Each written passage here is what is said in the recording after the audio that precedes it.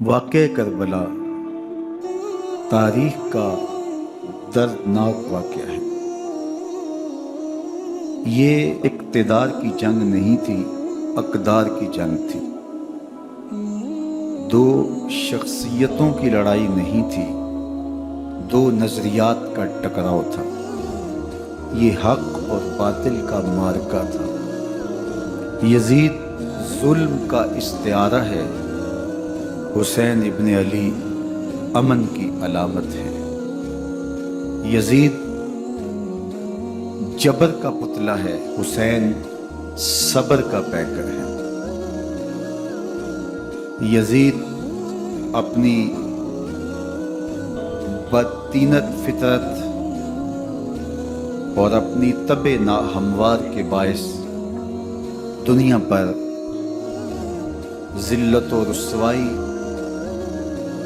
ظلم، جبر، جور و زیادتی کی علامت بن کے ابھرا، اور حسین ابن علی رضی اللہ تعالی عنہ حق و صداقت کا نشان بن کے ابھرا۔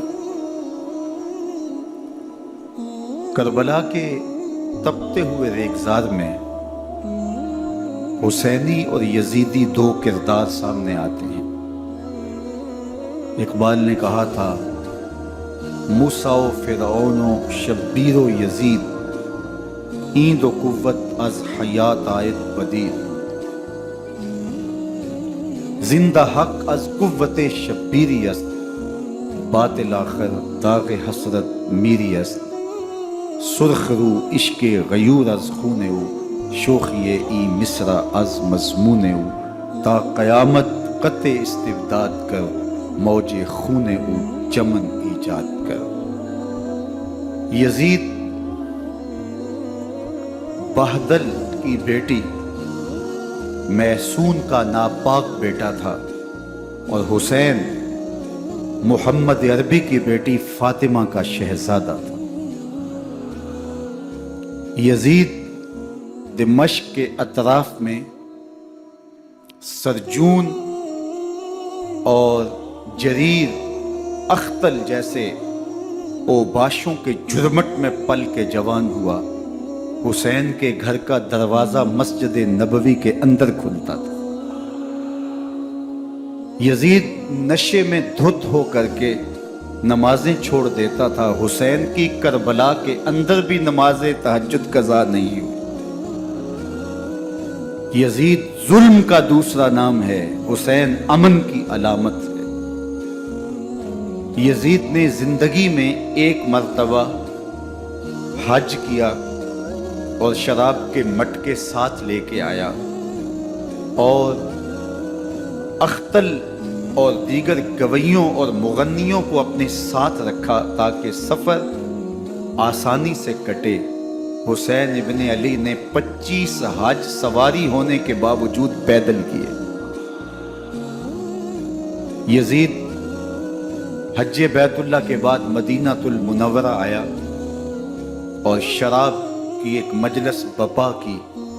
حضرت امام حسین رضی اللہ تعالی عنہ جب وہاں پہنچے تو شراب کی پھیلی ہوئی بدبو کو محسوس کرتے ہوئے فرمایا، یہ بو کیسی ہے؟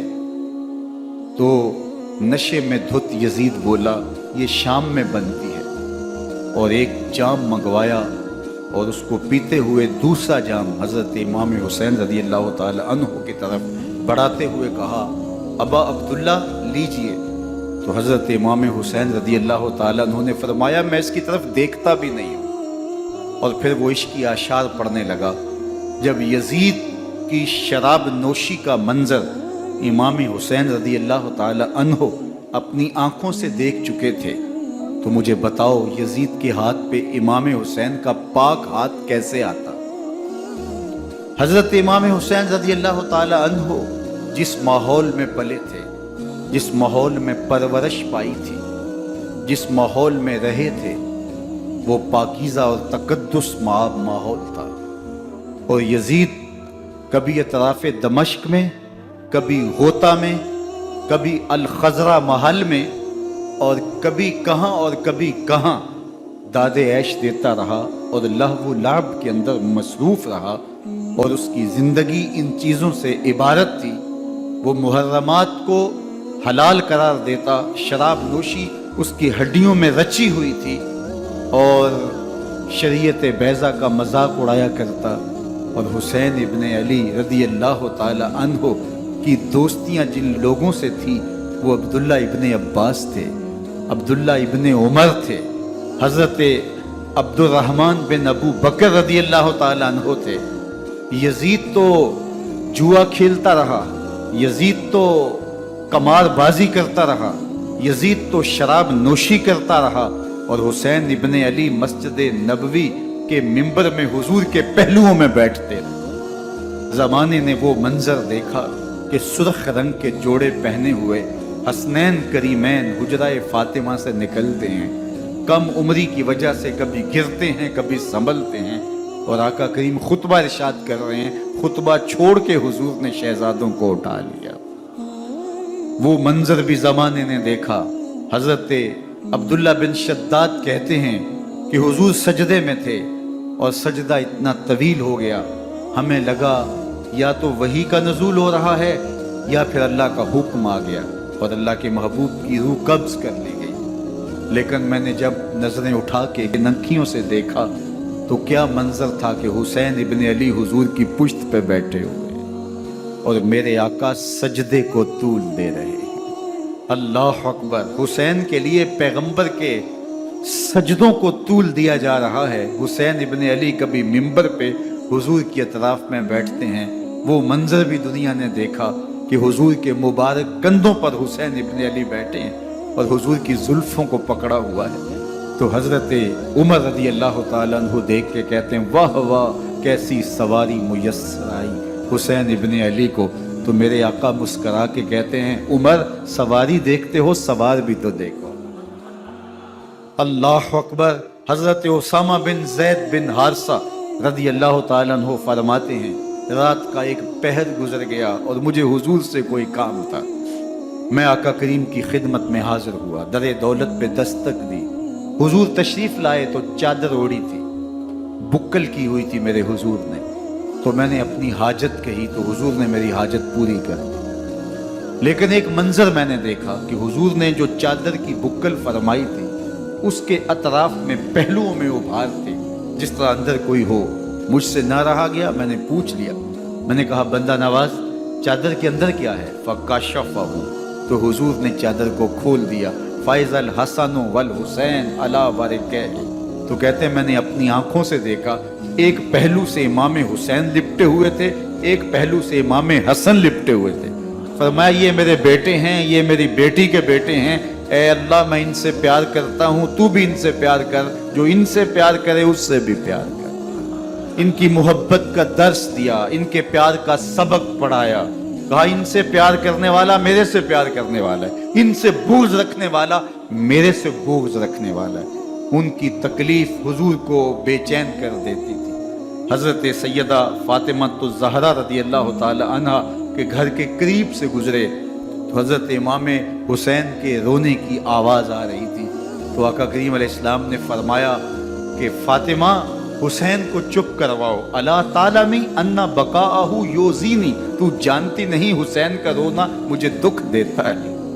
حسین ابن علی کو حضور رونے نہیں دیتے تھے، ان کو دکھی نہیں ہونے دیتے تھے، کیونکہ رسول اللہ صلی اللہ علیہ وسلم جانتے تھے کہ یہ کتنے دکھ سہے گا، کتنی تکلیفوں سے گزرے گا اور کتنے مصائب سہے گا۔ زمانے نے وہ گھڑیاں بھی دیکھی کہ حضرت حذیفہ بن یمان رضی اللہ تعالیٰ عنہ فرماتے ہیں کہ میں حضور کی خدمت میں نماز مغرب کی ادائیگی کے لیے حاضر ہوا، اور میں نے یہ اجازت خاص طور پہ اپنی ماں سے اس شرط پہ لی تھی کہ امی آپ مجھے اجازت دیں، میں حضور کی خدمت میں حاضر ہوتا ہوں، مغرب کی نماز بھی ادا کروں گا اور پھر حضور سے عرض کروں گا حضور میرے لیے اور میری ماں کے لیے بخشش کی دعا کر دیجئے۔ ماں نے اس شرط پہ اجازت دے دی اور میں حضور کی خدمت میں آ گیا، نماز مغرب ادا کی، سلام پھرا تو میرے دل میں آرزو تھی میں حضور سے عرض کروں حضور میرے لیے اور میری ماں کے لیے مغفرت کی بخشش کی دعا کر دیں، لیکن حضور عبادات میں ذکر میں نوافل میں ایسے مشغول ہوئے کہ میں آرزو رکھنے کے باوجود بھی عرض نہ کر سکا۔ خیر نماز عشاء کا وقت ہوا، اذان پکاری گئی، حضور مصلی پہ آئے، نماز پڑھی، سلام پھرا، تو میرے دل میں پھر خیال آیا کہ ماں سے ایک نماز کی چھٹی لی تھی، نمازیں بھی 2 ہو گئی، ماں نے جاتے ہی پوچھنا ہے حضور سے میرے لیے اور اپنے لیے مغفرت کی، بخشش کی دعا کروائی تھی، تو کیا جواب دوں گا؟ اور حضور اٹھے اور کاشانہ اقدس کی طرف چل دیے۔ اب میرے دل میں یہ خیال رہ کے آ رہا تھا کہ ماں کو کیا جواب دوں گا؟ میں تو حضور سے بخشش و مغفرت کی دعا کروا ہی نہیں سکا۔ جب حضور چل پڑے تو غیر ارادی طور پہ میں بھی حضور کے پیچھے چل پڑا۔ چلنے میں تھوڑی سی رفتار تیز ہو گئی، جس سے قدموں کی آہٹ پیدا ہوئی۔ تو جب آواز پیدا ہوئی تو حضور نے رخ پھیرے بغیر فرمایا من ھذا، میرے پیچھے پیچھے کون آ رہا ہے؟ پھر خود ہی کہا حذیفہ تو نہیں؟ تو میرا دل دھڑک رہا تھا، قلت نعم، میں نے کہا جی حضور میں حذیفہ ہوں۔ فرمایا ما حاجتک غفر اللہ لک ولامک، کیا کام ہے؟ اللہ تجھے بھی بخش دے، تیری ماں کو بھی بخش دے۔ اب جو کام تھا وہ جنبش لب سے پہلے ہی ہو گیا، یہاں تو لفظوں کا سہارا بھی نہیں لینا پڑتا، وہ بند لبوں کی بولیاں بھی سنتے ہیں۔ اقبال بولا ہے فروغت صبح آثار و دہور، چشم تو بی نندائے ما فی الصدور، تیری نظر تو سینوں کے چھپے راز بھی دیکھتی۔ تو کہا ما حاجتوں کا غفر اللہ لک ولامک، اللہ تجھے بخش دے، تیری ماں کی بھی مغفرت کر دے، کیا کام ہے؟ اب جو کام تھا وہ تو ہو گیا۔ تو میرے حضور نے ارشاد فرمایا حذیفہ سنو، ابھی ایک فرشتہ آیا ہے جو اس سے قبل دھرتی پر پہلے کبھی نہیں آیا، آج پہلی مرتبہ اللہ سے اجازت لے کے 2 کام کرنے آیا ہے۔ ایک تو مجھے سلام کرنے آیا ہے، اور دوسرا خوشخبری دینے آیا ہے کہ آپ کی بیٹی فاطمہ جنتی عورتوں کی سردار ہے، اور حسن اور حسین جنتی جوانوں کے سردار۔ ایک طرف یزید ناپاک میسون کا پلید بیٹا، اور ایک طرف محمد عربی کا نواسا، فاطمہ کے دودھ کا اثر، علی المرتضیٰ کے خون کی تاثیر، رسول اللہ صلی اللہ علیہ وسلم کے کندھوں پہ بیٹھنے والا۔ ایک دن حضور نے امام حسین رضی اللہ تعالیٰ عنہ کے ہاتھ پکڑ لیے اور ان کے پاؤں اپنے پاؤں پہ رکھے، اور پھر فرمایا بیٹے آگے بڑھو، اور ان کے پاؤں حضور کی پنڈلیوں پہ آئے۔ پھر کہا بیٹے اور آگے بڑھو، حتیٰ کہ ان کے پاؤں حضور کی رانوں پہ آئے۔ پھر فرمایا بیٹا اور آگے بڑھو، تو ان کے پاؤں حضور کے مبارک بطن اقدس پہ آئے۔ پھر بازوں کو کھینچ کے اپنے قریب کیا اور حسین ابن علی کے منہ میں اپنی زبان رکھ دی، اور وہ اس طرح چوس رہے تھے جس طرح کھجور چوسی جاتی ہے۔ تو اللہ کے محبوب علیہ السلام نے حسین ابن علی کو اپنی زبان کا لعاب دہن دے کر کے، وہ شیر رحمت دے کر کے، وہ کوثر و تسلیم سے پاکیزہ تر آب رحمت عطا کر کے ان کی ہمیشہ کے لیے پیاس بجھا دی، تاکہ کل کربلا کے تپتے ہوئے ریگزار میں حسین ابن علی کو پیاس کی شدت تنگ نہ کرے اور پائے استقلال میں لغزش نہ آنے پائے۔ ان نازوں سے پالے ہوئے حسین کو، ان محبتوں سے پالے ہوئے حسین ابن علی کو امتحان بھی اتنے بڑے درپیش تھے۔ یاری تیری سونا پر ازمیشہ تیریاں اگ، سونا پرکھیا جامدہ ہے نال اگاں دے لگ۔ جتنا بڑا شخص ہوتا ہے اتنی آزمائشیں بھی بڑی ہوتی ہیں۔ پیغمبر رحمت کی آغوش میں کھیلنے والا، حجرہ فاطمہ کا جانشین، مصلی رسول کا وارث، منبر رسول صلی اللہ علیہ وآلہ وسلم پر حضور کے مبارک پہلو اور گود میں بیٹھنے والا حسین، حضور کی زبان چوسنے والا حسین، حضور کے کندھوں پہ سواری کرنے والا حسین، آقا کریم علیہ الصلوۃ والسلام کے مبارک سجدے کی حالت کے اندر حضور کی پشت پہ کھیلنے والا حسین، جس حسین کا دروازہ مسجد نبوی کے اندر کھلتا تھا، اور یزید کی کرتوتوں کے چشم دید گواہ تھے۔ یزید جب تخت نشین ہوتا ہے تو اسے یہ فکر ہوتی ہے کہ امام حسین، عبداللہ بن زبیر، عبداللہ بن عمر، عبداللہ ابن عباس، یہ میری بیعت کرے۔ اور وہ ولید بن عقبہ کو لکھتا ہے کہ ہر صورت میں ان کی بیعت لو، اور اگر بیعت نہ دیں تو سختی کرو۔ حضرت امام حسین رضی اللہ تعالی عنہ کو بلاوا آتا ہے کہ آپ کو دارالامارت نے گورنر ہاؤس میں بلایا تھا، ولید بن عقبہ کا پیغام آپ کو پہنچتا ہے۔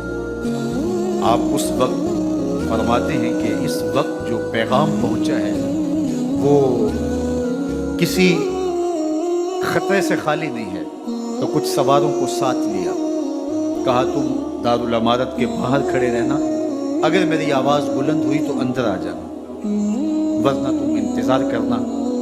آپ اندر گئے۔ ولید بن عقبہ نے مروان کو بھی بلایا تھا۔ مروان بن حکم یہ گورنر مدینہ ولید سے پہلے رہ چکا ہے، تو اس نے مشورہ دیا کہ سختی کی جائے۔ خیر ولید بن عقبہ نے کہا کہ یہ خط ہے، حضرت امیر معاویہ کا انتقال ہو گیا اور یزید تخت نشین ہوا ہے، لہٰذا وہ آپ سے بیعت کا مطالبہ کرتا ہے۔ تو حضرت امام حسین رضی اللہ تعالیٰ عنہ نے فرمایا کہ میرے جیسا شخص یوں چھپ کے بیعت نہیں کر سکتا، اور آپ واپس پلٹے۔ مروان بن حکم نے ولید بن عقبہ کو کہا کہ یہ موقع ہے، جانے نہ دیا جائے، اگر یہ نکل گئے تو دوبارہ تم قابو نہیں پا سکو اور یہ یہیں قتل کر دیا جائے۔ حضرت امام حسین رضی اللہ تعالیٰ عنہ نے یہ بات سن لی۔ کہتے ہیں حضرت امام حسین انہی قدموں کے بل واپس پلٹے اور مروان بن حکم سے مخاطب ہو کے کہا، مروان کیا بول رہا ہے؟ وہ خاموش ہو گیا۔ فرمایا تو جانتا نہیں ہم کون ہیں؟ آنا حسین ابن علی ابن ابی طالب، میں حسین ہوں، میں علی کا بیٹا ہوں، ہمارے گھر میں قرآن اترتا رہا ہے، وحی کا نزول ہوتا رہا ہے، اور یزید فاسق ہے، فاجر ہے، مسلمانوں کا قاتل ہے اور شرابی ہے، میں ڈنکے کی چوٹ پہ یزید کی بیعت سے انکار کرتا ہوں۔ بس حیدری کچھار سے محمدی شیر نکل آیا۔ اب اوسان خطا ہو گئے، راستہ چھوڑ دیا، واپس آئے، سیدہ زینب سے ملے، کہا مدینے کو چھوڑنا پڑے گا۔ کہا بھیا کیا ہوا؟ کہا یزید بیعت لینے پہ مصر ہے اور میں کسی صورت بھی بیعت نہیں کروں گا، رسول اللہ کا مدینہ ہمارے خون سے لالہ زار بنے گا، میں نہیں چاہتا کہ حضور کے شہر نور کی حرمت پامال ہو۔ دوستو وہ کیسا منظر ہوگا جب حسین ابن علی نے آخری حاضری حضور کے روضے پہ دی ہو۔ حاجی یا معتمر 10 دن کے لیے، 8 دن کے لیے، 20 دن کے لیے مدینہ المنورہ عارضی سکونت اختیار کرتا ہے، اور حضور کے روضہ انور سے، اس شہر نور سے، ان گلیوں سے، ان بام و در سے ایسا مانوس ہو جاتا ہے کہ جب واپس پلٹ رہا ہوتا ہے ان دعاؤں کے ساتھ کہ دوبارہ آنا بھی نصیب ہو، اور اسے لگتا ہے کہ میں دوبارہ بھی بلایا جاؤں گا، لیکن اس کے باوجود شہر حبیب چھوڑنا قیامت سے کم نہیں ہوتا۔ اعظم چشتی مرحوم آخری بار جب حضور کے روضہ انور پہ گئے تو بیمار تھے، ویل چیئر پہ تھے۔ باب بقی سے باہر نکلے تو خادم سے کہا کہ میری ویل چیئر پیچھے سے کھینچو تاکہ میرا رخ روضہ انور کی طرف رہے، اور وہ پیچھے سے کھینچتا چلا جا رہا ہے، اور جب باب مکہ سے پیچھے جنت البقیع کے قریب سے گنبد خضرا نگاہوں سے اوجل ہونے لگا تو اعظم چشتی مرحوم نے کہا، جان بدن سے نکلتی ہے اعظم، جان بدن سے نکلتی ہے اعظم، کوئی آسان ہے مدینے سے جدا ہونا، کوئی آسان ہے مدینے سے جدا ہونا۔ یہ اس شخص کی کہانی ہے جو 10 دن، 5 دن، مہینہ، 2 ماہ وہاں رہتا ہے اور پھر اس شہر کو چھوڑ کے آنا اس کے لیے آسان نہیں ہوتا۔ اور مجھے بتاؤ کہ حسین جو پیدا مدینے میں ہوا، جس کے گھر کا دروازہ مسجد نبوی کے اندر کھلتا تھا، جو مسجد نبوی کے اندر پرورش پا کے جوان ہوتا ہے اور مدینے کی گلیوں میں کھیلتا رہا، اس حسین ابن علی کے لیے مدینہ چھوڑنا، اور پھر وہ اس بات کا علم اور شعور رکھتے تھے کہ یہ آخری بار حضور کے در پہ حاضری ہے، دوبارہ اس شہر نور میں نہیں آ سکوں گا، تو کیا قیامت ہوگی اور کیا منظر ہوگا۔ محمد بن حنفیہ کے علاوہ خاندان نبوت کے جتنے لوگ تھے ان سب نے شہر مدینہ کو الوداع کہا، اور رات کے موقع میں مدینہ المنورہ کو، مسجد نبوی کو چھوڑ کر کے مکہ کی جانب عازم سفر ہوئے۔ 3 شعبان المعظم کو مکہ المکرمہ پہنچتے ہیں، ادھر کوفیوں کے خطوط آنے شروع ہو جاتے ہیں۔ حضرت امام حسین رضی اللہ تعالیٰ عنہ مسلم بن عقیل رضی اللہ تعالیٰ عنہ کو صورتحال معلوم کرنے کے لیے بھیج دیتے ہیں۔ 40,000 کوفی آپ کے ہاتھ پہ بیعت کر دیتے ہیں۔ ادھر 25 پیدل حج کرنے والے حضرت امام حسین 8 ذی الحج کو احرام باندھتے ہیں، لیکن آپ کو پتہ چلتا ہے کہ حاجیوں کے روپ میں قاتل چھپا دیے گئے، تو آپ اس احرام کو حج کی بجائے عمرے میں بدلتے ہیں اور کوفے کی جانب عازم سفر ہوتے ہیں۔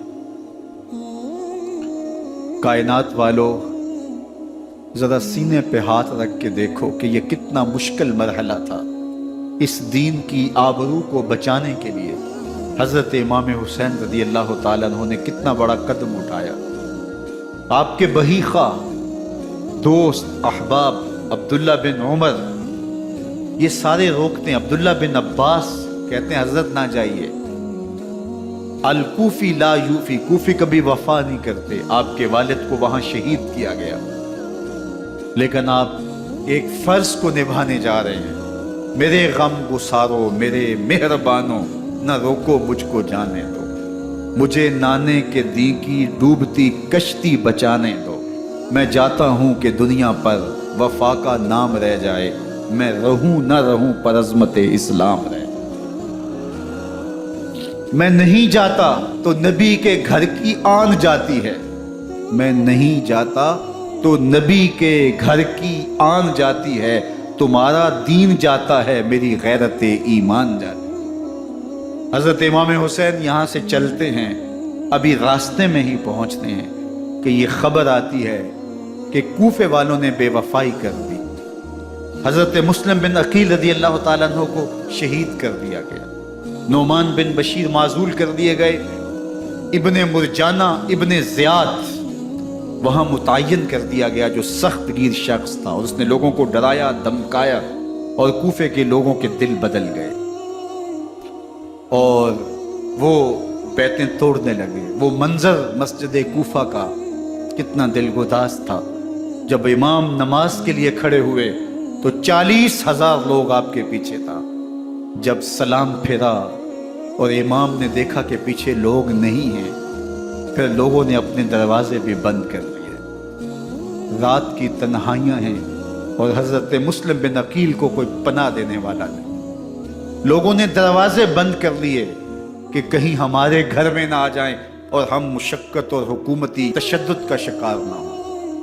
کتنا دردناک لمحہ ہے حضرت مسلم بن عقیل رضی اللہ تعالیٰ عنہ پہ، اور پھر حضرت مسلم بن عقیل بے دردی سے شہید کر دیے جاتے ہیں۔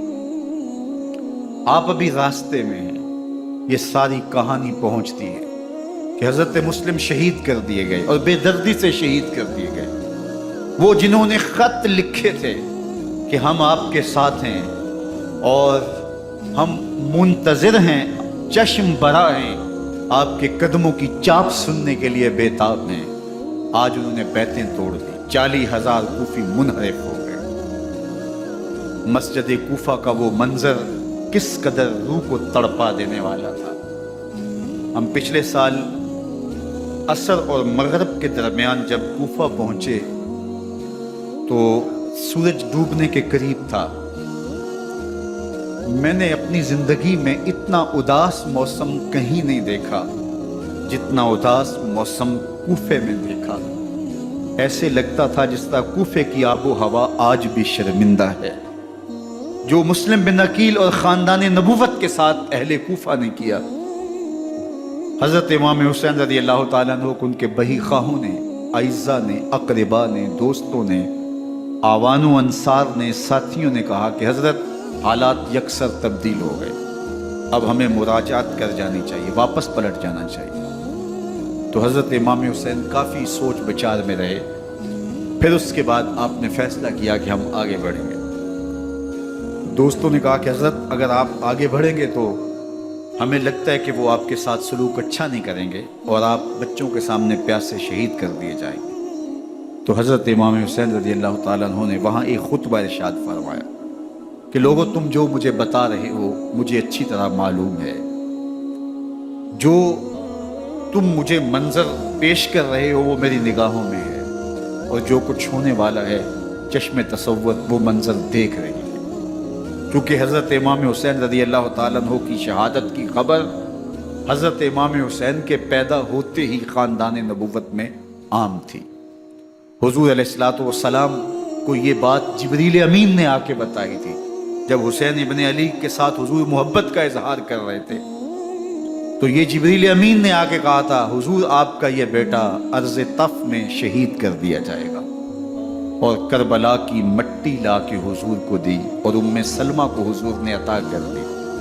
حضرت ام سلمہ کہتی ہیں کہ ایک دن میں سوئی تو خواب دیکھا کہ حضور کے مبارک بال بکھرے ہوئے ہیں اور سخت پریشان ہیں، تو میں نے کہا کہ حضور آپ کی یہ کیا حالت ہے؟ وَبِيَدِهِ قَارُورَةٌ، اور حضور کے ہاتھ میں ایک شیشی ہے، فیہا دمن، جس کے اندر خون ہے۔ تو میں نے کہا حضور یہ کیا؟ فرمایا میں قتل گاہ حسین سے آ رہا ہوں اور یہ حسین ابن علی کا خون ہے۔ تو کہا 10 محرم کا دن تھا، دوپہر کا یہ منظر تھا، میں کیلولہ کر کے اٹھی، جب میں نے دیکھا تو وہ شیشی جس میں کربلا کی مٹی رکھی تھی وہ خون بن چکی تھی۔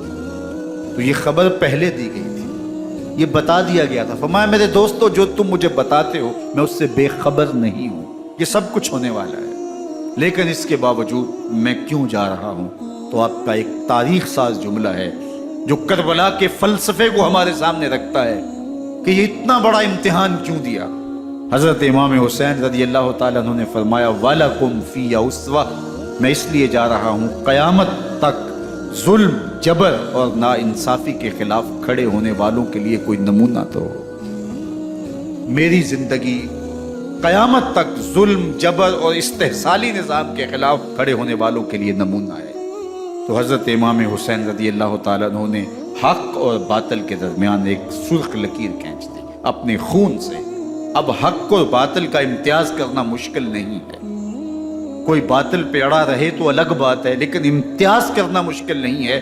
حدود بالکل واضح کر دی۔ اقبال نے یہاں کتنی خوبصورتی کے ساتھ اس مضمون کو نبھایا۔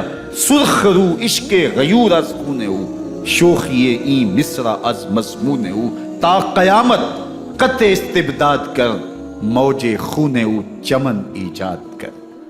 ایک جہاں آباد کر دیا، حق اور باطل کی راہیں اجال دی۔ اب لوگوں کو یزید کا چہرہ پہچاننے میں دیر نہیں لگتی، وقت کے ہر یزید کا چہرہ آسانی سے پہچانا جا سکتا ہے۔ یہ معرفت زمانے کو کروائی کس نے؟ حسین ابن علی نے کروائی رضی اللہ تعالی عنہ۔ تو حضرت امام حسین نے فرمایا کہ جو میرے ساتھ ہونے والا ہے میں اچھی طرح جانتا ہوں، لیکن میں اس کے باوجود آگے بڑھوں گا۔ پھر بڑھے اور کربلا میں جا کے خیمہ زن ہو گئے۔ 7 محرم کو پانی بند کر دیا گیا۔ پانی بند ہوا تو کھانا بھی میسر نہیں تھا، لیکن ذکر پانی کا ہوتا ہے اس لیے کہ کھانے کے بغیر انسان کئی دن کاٹ لیتا ہے، لیکن پانی کے بغیر گزر نہیں ہوتی۔ تو فرات کی نہر سامنے اپنی موجوں کے ساتھ چمک رہی ہے، لیکن ایک قطرہ آب بھی آل رسول کو نہیں دیا جا رہا۔ کائنات کے اندر ایسے انوکھے امتحان بھی ہوتے ہیں، وارث ہوں ساقی کوثر کے، مالک ہوں حوض کوثر کے، اور بیٹے ہوں ساقی کوثر کے، اور آج ایک بوند پانی کی بھی میسر نہ ہو۔ صبر کا امتحان ہے، عزیمت کا امتحان ہے۔ حضرت امام حسین رضی اللہ تعالیٰ عنہ خیمہ زن ہو گئے۔ 3 دن تک پانی بند رہتا ہے، 9 محرم کو رات کی تنہائی میں حملہ آور ہونا چاہتے ہیں، لیکن آپ نے کہا کہ ہمیں اللہ کی حضور عبادت اور ذکر کے لیے وقت دیا جائے۔ ساری رات ذکر میں گزرتی ہے، عبادات میں گزرتی ہے۔ رات کے اندھیرے میں آپ چراغ بجھا دیتے ہیں۔ آوان و انصار کو کہتے ہیں کہ ان کی دشمنی میرے ساتھ ہے، انہیں میرا خون چاہیے، اگر تم رات کی تاریکی میں نکل جاؤ تو میں تم سے کوئی مواخذہ نہیں کروں گا، اور یہ بھی تمہارا پیچھا نہیں کریں گے، اس لیے کہ ان کا مطلوب تم نہیں ہو، ان کا مطلوب میں ہوں۔ جب چراغ جلایا تو کوئی بھی نہیں گیا۔ مسلم بن نوسجہ کھڑے ہو کے کہتے ہیں، حضرت اگر ہمارے بدن کو 70 بار کاٹا جائے اور جلایا جائے اور ہواؤں میں اڑا دیا جائے پھر بھی آپ کا ساتھ نہیں چھوڑیں گے۔ 70 سال کے بوڑھے ہیں حبیب بن مظاہر، کہتے ہیں حضرت آپ کو چھوڑ کے جائیں کہاں، آپ کو چھوڑ کے جائیں کہاں، کوئی ساتھ چھوڑنے کے لیے تیار نہیں ہے۔ پیاس ہے، سخت گرمی ہے، کربلا کا ماحول ہے، 72 افراد اور خاندان کی خواتین میدان کربلا میں خیمہ زن ہیں۔ دوسری طرف لشکر اعداء اشقیا 22,000 کی تعداد میں مقابلے میں، ایک روایت 30,000 کی ہے۔ ان صرف 72 پیاسے لوگوں کے لیے اتنے لوگوں کو جمع کرنے کا مقصد خوف زدہ کرنا تھا۔ شرط ہے کہ یزید کی بیعت کر لیں، محاصرے توڑ دیں گے، پانی دستیاب ہوگا، اعزاز و اکرام سے نوازا جائے گا، خزانوں کے منہ کھول دیے جائیں گے۔ لیکن حسین ابن علی کہتے تھے سب کچھ لٹ جائے گا، باطل کے ہاتھ پہ ہاتھ نہیں رکھو۔ اللہ اکبر۔ اب صبح طلوع ہوتی ہے، عاشور کا دن چڑھتا ہے، سورج اپنی پوری تمازت کے ساتھ گرمی برسا رہا ہے۔ آج خاندان نبوت کا امتحان زمانے نے دیکھا، رسول اللہ کا لعاب چوسنے والا اس کے صبر کا آج امتحان ہے، حضور کے کندھوں پہ کھیلنے والے حسین کا آج امتحان ہے۔ اللہ اکبر۔ حسین ابن علی تمام حجت کرتے ہیں، میں نے تمہارا کچھ نہیں بگاڑا، میں نے کسی کا خون نہیں کیا، میں نے کوئی زیادتی نہیں کی، تم کیوں میرے قتل کے در پہ ہو؟ تم جانتے نہیں میں کون ہوں؟ میں تمہارے نبی کا نواسا ہوں، رسول اللہ صلی اللہ علیہ وآلہ وسلم کے کندھوں پہ کھیلتا رہا ہوں، حضور کا لعاب چوستا رہا ہوں، اور میں بوسہ گاہے رسول صلی اللہ علیہ وآلہ وسلم ہوں۔ لیکن ان اشقیاء کے دل پر کوئی چیز اثر انداز نہیں ہوتی۔ ایک ہور ہے، اللہ اس کے دل میں نرمی ڈالتا ہے۔ پہلے تو امام حسین کو گھیر کے لے کر کے آتا ہے، لیکن بعد میں وہ قافلہ یزید سے قافلہ حسین کی طرف آ جاتا ہے۔ امام حسین فرماتے تو دنیا میں بھی ہور ہے، آخرت میں بھی ہور ہے، آزادی مل جاتی ہے۔ باقی 22,000 کا لشکر جرار امام حسین کے قتل کے طرف آئے۔ پھر تاریخ نے خاندان نبوت کا وہ انوکھا امتحان دیکھا۔ حضرت امام حسین کے بچے، بالخصوص خواتین، پیاس کی شدت میں حلق خشک ہے۔ حضرت سکینہ تڑپ کے اپنے باپ سے کہتی ہیں کہ مجھے 6 ماہ کے علی اصغر کی پیاس نہیں دیکھی جا رہی۔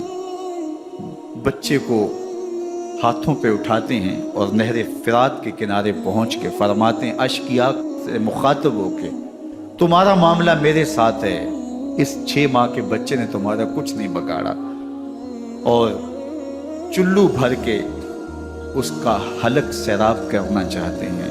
ایک 2 شاخہ تیر آتا ہے جو حضرت علی اصغر کے گلے کو چیر دیتا ہے۔ راوی لکھتے ہیں کہ وہ عام تیر نہیں تھا، جانوروں کو شکار کرنے کے لیے جو بڑے تیر ہوتے ہیں وہ 2 شاخہ تیر تھا۔ وہ گردن کو کاٹ دیتا ہے، خون بہنے لگتا ہے، گردن لٹک جاتی ہے۔ حضرت امام حسین وہ بہتا ہوا خون اپنے چلو میں لیتے ہیں اور آسمان کی طرف اچھال کے کہتے ہیں مالک حسین کی یہ قربانی بھی قبول۔ یہ تماشا لبے بام نہیں ہے، بچہ بیمار ہو ڈاکٹر جواب دے دیں، ماں باپ کے ہاتھ پھول جاتے ہیں، زندگی کی سانسیں ابھی چل رہی ہوتی ہیں، لیکن ڈاکٹر کہے کہ یہ میرے بس کا روگ نہیں ہے، کہیں اور لے جاؤ، تو زندگی کا لف و نشر غیر مرتب ہو جاتا ہے۔ میں سلام پیش نہ کروں حسین ابن علی کو، 6 ماہ کا علی اصغر ہاتھوں میں دم توڑتا ہے، گردن لٹک جاتی ہے، خون بہ رہا ہے، اب خیموں کی طرف بڑھ رہے ہیں، لیکن زبان پہ شکایت نہیں ہے، کہتے ہیں مالک حسین کی یہ قربانی قبول کر۔ اب خیموں کی طرف آنا، شہر بانوں रबाब, सैयदा ज़ैनब, हजरत सकैना सलाम अल्लाह अलैहा का सामना कोई आसान काम नहीं था। लेकिन हुसैन इब्ने अली आते हैं, शहजादे को यहाँ खेमों के करीब रख के कहते हैं कि ये हौज़े कौसर से सैराब हो गया है। अल्लाह अकबर। कोहराम मच जाता है खेमों के अंदर, क्या मंजर होगा और उनको किन अल्फाज के पैराए में ढाल करके उन कैफियत को बयान किया जा सकता है जो अहले बैत के खेमों के अंदर अली असगर की शहादत के बाद का मंजर रकम हो रहा होगा। अल्लाह अकबर। उधर अश्किया आवाजें दे रहे हैं, मुबारजत के लिए पुकार रहे हैं। जमाने ने फिर वो मंजर भी देखा कि जवां बेटे को 18 साल की कमाई हजरत इमाम हुसैन मैदान अमल में भेज रहे हैं। वो अली अकबर जो हुसैन का नूर नजर है, आंखों का करार है, दिल की तस्कीन है। और फिर हजरत अली अकबर जब घोड़े की जीन से फर्श ज़मीन पे गिरते हैं तो बाप को आवाज़ देते हैं और हजरत इमाम हुसैन जो है वो आगे जाके बेटे की लाश उठाते हैं। अल्लाह अकबर। 18 साल के बेटे की लाश को कंधों पे उठा के खैमों तक लाते हैं और हाथ फैला के कहते हैं, मालिक हुसैन की ये कुर्बानी भी कबूल। कभी कासिम बिन हसन की लाश उठा के लाते हैं, कभी ओनो मोहम्मद की लाशें उठा के लाते हैं, भतीजों की, भांजों की, भाई अब्बास के कटे हुए बाजू और जख्मों से छिदा हुआ लाशा। क्या क्या क़यामतें थीं जो उस करबला के एक मैदान के अंदर नहीं तोड़ी गई। हजरत इमाम हुसैन पर दुख पे दुख, तकलीफों पे तकलीफें। अब 71 लाशें उठा के खेमों तक पहुंचा चुके और उधर मुबारजत की दावत दी जा रही, आओ मैदान अमल में आओ, अब देर क्यों कर रहे हो। रसूलुल्लाह का हरम, रसूलुल्लाह की शहजादियां जो नाजों में पली थी, वो कलियां जो शबनम का बोझ भी गवारा नहीं कर सकती थी, आज मुसीबतों के पहाड़ टूट गए। हजरत इमाम हुसैन कभी शहरबानों को, कभी उम्मे रबाब को दिलासा देते हैं, कभी हजरत ज़ैनब को कहते हैं, हजरत ज़ैनब करबला के इस मैदान के अंदर बड़े हौसले के साथ अपने भाई के साथ खड़ी रही, अपने 2 बेटे राहे खुदा में पेश किए, उनकी लाशें वसूल की। लेकिन ज़ैनब जिस जुर्रत के साथ, जिस पामर्दी के साथ इस सारे मंजर को हौसले के साथ सहती रही, वो यकीनन हौसला सैयदा ज़ैनब सलामुल्लाह अलैहा का ही है। लेकिन ये वो मंजर था कि ज़ैनब का दिल भी डोल गया जब हुसैन इब्ने अली घोड़े पे बैठने लगे और उनको घोड़े में बिठाने वाला कोई नहीं था, और जो भी सवार जाता फिर वापस उसकी लाश ही आती और हुसैन इब्ने अली लेके आते। आज हुसैन इब्ने अली जा रहे हैं, जिंदगी का सारा सरमाया लुट रहा है। हजरत ज़ैनब सलामुल्लाह अलैहा संभाले संभल नहीं रही।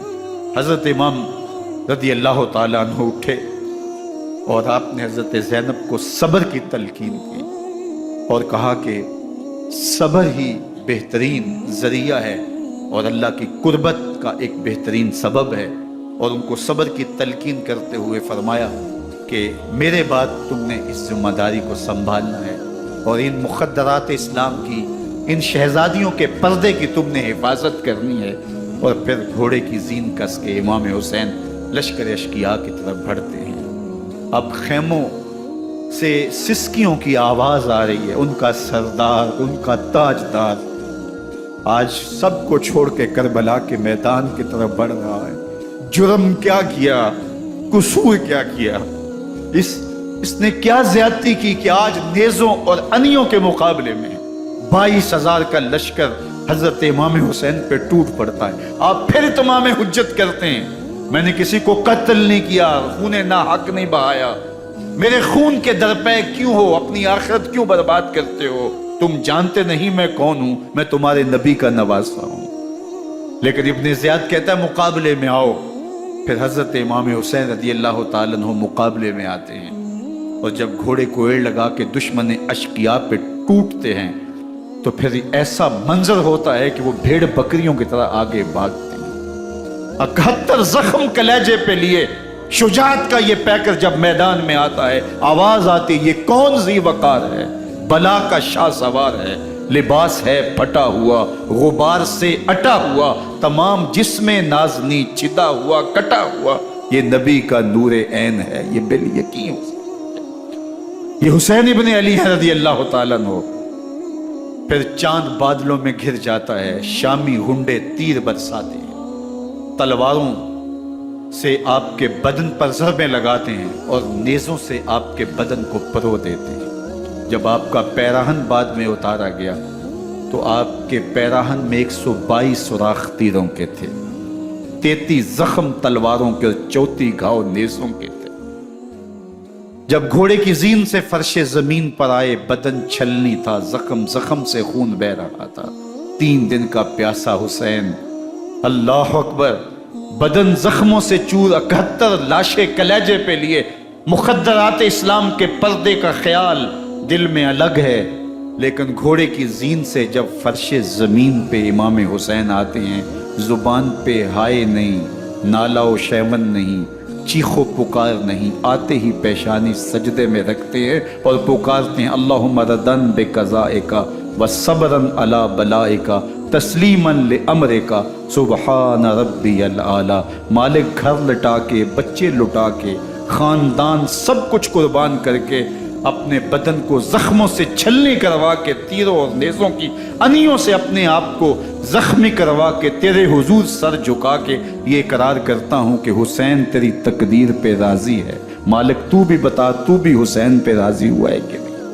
آواز آ رہی ہے، اس پیاسے پر علی شیر خدا کو ناز ہے، اس نواسے پر محمد مصطفیٰ کو ناز ہے، اوروں نے بھی سجدے کیے پر اس کا عجب انداز ہے، اس نے وہ سجدہ کیا جس پر خدا کو ناز۔ حسین ابن علی رضی اللہ تعالیٰ عنہ کا سر انور دستے قاتل نے تب کاٹا جب وہ سجدے میں جھکا ہوا تھا۔ یزید نے کہا میں بیعت لوں گا، امام حسین نے کہا کبھی بھی نہیں دوں گا، یہ سر کٹ سکتا ہے جھک نہیں سکتا۔ سر کاٹ کے نیزے کی نوک پہ چڑھا دیا گیا اور یہ اس بات کا اعلان تھا کہ ہم جیت گئے اور حسینی ہار گئے، اور لشکر یزید میں غوغا مچ گیا، نقارے بجنے لگے کہ ہم جیت گئے، دیکھو امام حسین شہید کر دیے گئے، اور سر کاٹ کے نیزے کی نوک پہ چڑھایا گیا۔ لیکن لشکر یزید سے ہی آواز آئی یہ کیسا سر ہے جو کٹ کے بھی سر بلندی ہے، کٹ گیا ہے پھر بھی اونچا ہے، اللہ اکبر، یہ سر سجدے میں کٹا ہے، رب کے حضور عبادت کی حالت میں کٹا ہے، حسین آج بھی سجدے میں ہے، اللہ اکبر، حسین آج بھی سجدے میں ہے، بلکہ کٹے ہوئے سر کا رخ زمین کی جانب تھا اور کٹی گردن آسمان کی طرف، یوں نیزے پہ پرویا گیا، اللہ اکبر۔ ایک شاعر نے نقشہ کھینچا، بآنکھ سر نیزے پہ اور سوئے زمین ہے روح، یعنی سجدہ ثانی کی ہے آرزو۔ رکعت کے 2 سجدے ہوتے ہیں، ابھی ایک سجدہ ہوا تھا کہ دست قاتل نے سر کاٹ دیا، کہا حسین کی پیشانی میں دوسرے سجدے کی تمنا مچل رہی۔ یہ تھا حسین ابن علی کا سجدہ، ساری زندگی رب کے حضور سجدہ قضا نہیں ہونے دیا۔ آج پانی نہیں ہے، اللہ اکبر، آج تیمم کر لیتے ہیں، آج اپنے خون کو اوڑھ کر کے حسین نے اپنی پیشانی اپنے مالک کے حضور جھکا کر کے عظیمت کی وہ انوکھی داستان رقم کر دی کہ صدیاں گزرنے کے باوجود بھی ان کی یادوں کے چراغ روشن ہیں۔ جب حضرت امام حسین اور دوسرے آیان و انصار کو شہید کر دیا گیا تو ان کے سر نیزوں کی نوک پہ چڑھا دیے گئے، حضرت امام حسین کا کٹا ہوا سر اور باقی 71 افراد کے کٹے ہوئے سر نیزوں کی نوک پہ، اور 10 سواروں کو ابن سعد نے کہا کہ ان کو رون دو، اور گھوڑوں کی ٹاپوں تلے حضرت امام حسین رضی اللہ تعالیٰ عنہ اور ان کے آوان و انصار کو جو ہے وہ روندا گیا، حتیٰ کہ ان کی استخوان مبارک، ان کی ہڈیاں بھی چور چور ہو گئی۔ روننے سے قبل ان کا لباس اتار لیا، ان کے کپڑے اتار لیے گئے، اللہ اکبر، کیسی دردناک گھڑیاں تھیں۔ یزید کا صرف یہی بد کرداری کا مرحلہ نہیں تھا، اس کربلا کے صحرا کے اندر یزید نے جس طرح امام حسین رضی اللہ تعالیٰ عنہ کو شہید کیا اور حضرت امام حسین کے خاندان کو شہید کیا، جب مدینہ المنورہ پر یزید نے مسلم بن عقبہ کو مقرر کیا، جس کو بزرگوں نے مصرف بن عقبہ کہا ہے، تو اس کو کہا 3 دن تک مدینے کا حرم تمہارے لیے حلال ہوگا، جو چاہو تم کرنا، اور شامی فوجوں کو اجازت ہوگی۔ تو وہاں بھی انہوں نے 10,000 تابعین اور 700 صحابہ کو شہید کیا۔ حضرت ابو سعید خدری رضی اللہ تعالیٰ عنہ گھر سے باہر نکلے، کافی بوڑھے ہو چکے تھے، تو انہوں نے حضرت ابو سعید خدری کو پکڑ لیا، کہا تم کون ہو؟ کہا مجھے ابو سعید خدری کہتے ہیں۔ تو کہا ہاں تمہارا نام سنا ہے، اور داڑھی سے پکڑ کے کھینچا اور کہا کہ ہے تمہارے پاس جو ہمیں دو؟ تو کہا کہ میرے پاس تو کچھ بھی نہیں، میں تو فقیر آدمی ہوں۔ تو ان کے گھر ان کو لے گئے، تو 2 کبوتر رکھے تھے حضرت ابو سعید خدری نے، تو وہ کبوتر لوٹ کے لے گئے۔ اللہ اکبر۔ حضرت ابن سنان رضی اللہ تعالیٰ عنہ کو، جو حضور کے علم بردار تھے فتح مکہ کے دن، ان کو ستو پہلے پلائے اور پھر ان کی گردن کاٹی گئی، اور کہا یہ ہے وہ ستو جو تم زندگی میں آخری بار پیو گے۔ ایک گھر میں داخل ہوئی شامی فوج، تو ایک خاتون کے ابھی ابھی بچہ پیدا ہوا تھا، اور قابلہ نے، دائیہ نے وہ بچہ ماں کی چھاتی پہ لٹایا، اور وہ ماں کا پہلا دودھ پی رہا تھا۔ تو یہ جا کے کہنے لگے نکالو تمہارے پاس جو کچھ ہے۔ تو اس خاتون نے کہا تم جانتے ہو یہ بچہ کون ہے؟ انہوں نے کہا ہم نہیں جانتے۔ کہا یہ حضرت ابن ابی کبشہ انماری رضی اللہ تعالیٰ عنہ کا بچہ ہے، اور یہ وہ صحابی ہیں کہ جو بیت الشجرہ کے موقع پہ حضور کے ہاتھ پہ بیعت کرتے ہیں۔ انہوں نے اس چیز کا لحاظ نہ کیا، کہا جو کچھ ہے وہ ہمیں دو ورنہ تیرے بچے کو نہیں چھوڑیں گے۔ تو ماں بچے سے مخاطب ہو کے کہتی ہے، ابھی بچہ پیدا ہوا ہے اور ماں سے پہلا دودھ پی رہے، کہ بیٹے اگر میرے پاس کچھ ہوتا، وہ قیمتی سے قیمتی چیز بھی ہوتی، تیری جان کے لیے قربان کرتی، لیکن اس وقت میرے پاس کچھ ہے نہیں۔ تو ایک شکی آگے بڑھا اور بچے کو ایک ٹانگ سے پکڑ کے کھینچ کے دیوار کے ساتھ پٹک کے مارا، جس سے دماغ کا بھیجا نکل گیا۔ کیا کیا زیادتیاں نہیں کی۔ 700 صحابہ حرہ کے واقعہ میں شہید کیے یزید نے، اور 10,000 تابعین شہید کیے۔ مسجد نبوی میں ممبر رسول کے ساتھ گھوڑے باندھے، اور وہ ممبر رسول اور مصلی رسول کے قریب لید کرتے رہے۔ حضرت سعید بن المسیب فرماتے ہیں میں نابینا تھا اور حضور کے روضہ انور کے پاس بیٹھا تھا، اور یزید کے سپاہی آتے، جو بھی مسجد میں نظر آتا پکڑ کے لے جاتے، مجھے نابینا سمجھ کے چھوڑ دیتے، لیکن میں پریشان تھا کہ ظہر کا وقت ہوگا، عصر کا وقت ہوگا، مغرب عشاء کا وقت ہوگا، نہ اذان نہ اقامت نہ جماعت، تو کیسے مجھے پتہ چلے گا کہ نماز کا وقت ہو گیا، اور کیسی میری نمازوں کا کیا بنے گا؟ میں اس فکر میں بیٹھا تھا۔ لم ازل اسمع الاذان والاقامت من قبر رسول اللہ صلی اللہ علیہ وآلہ وسلم۔ فرماتے ہیں جب بھی پھر نماز کا وقت آیا، گنبد خضرا سے اذان کی بھی آواز آئی، اقامت کی بھی آواز آئی۔ 3 دن تک مسجد نبوی کے اندر گھوڑے بندے رہے، اور مدینہ کی حرمت پامال کی۔ مدینہ کے گھروں کے اندر یہ بدکماش داخل ہوئے، اور جو بدکاریاں انہوں نے کی کلیجہ منہ کو آتا ہے۔ 1002 شیزائیں ان بدکاروں کی بدکاریوں کی وجہ سے کنواری حالت کے اندر حاملہ ہوئی۔ 3 دن تک مدینے کا حرم انہوں نے پامال کیا، اور پھر مکہ المکرمہ میں کعبۃ اللہ پر گولے برسائے، اور کعبہ کا غلاف جل گیا۔ وہ تو یزید مر گیا، اور حضرت عبداللہ ابن زبیر رضی اللہ تعالیٰ عنہ نے اپنی خلافت کا اعلان کیا۔ یزید کے یہ کرتوت تھے، ادھر اہل مدینہ کو ستایا، ادھر اہل مکہ کو ستایا، اور رسول اللہ صلی اللہ علیہ وسلم کے خانوادے کی بے حرمتی اور توہین کی۔ نہ صرف انہیں قتل کیا گیا، ان کی لاشوں پہ گھوڑے دوڑائے۔ ابن سعد اور شمر جو ہے وہ خیموں میں داخل ہوا، اور مخدرات اسلام چادریں چھیننے کی کوشش کی۔ حضرت زینب سلام اللہ علیہ نے مخاطب ہو کے کہا ہمارے چہرے کے رکھوالے چلے گئے ہیں، ظالم تو خیال نہیں کرتا ہم رسول اللہ کی بیٹیاں ہیں۔ حضرت شہربانو، حضرت زین العابدین اور حضرت زینب سلام اللہ علیہ، ان تینوں کو ایک اونٹ پہ باندھا گیا، اور باقی اونٹوں پہ باقی سادات کو، حضور کی شہزادیوں کو باندھا گیا، رسیوں میں جکڑا گیا، اور اونٹوں پہ باندھ کر کے کوفے کی جانب آگے آگے شہیدوں کے سر چل رہے ہیں، اور پیچھے یہ قافلہ چل رہا ہے۔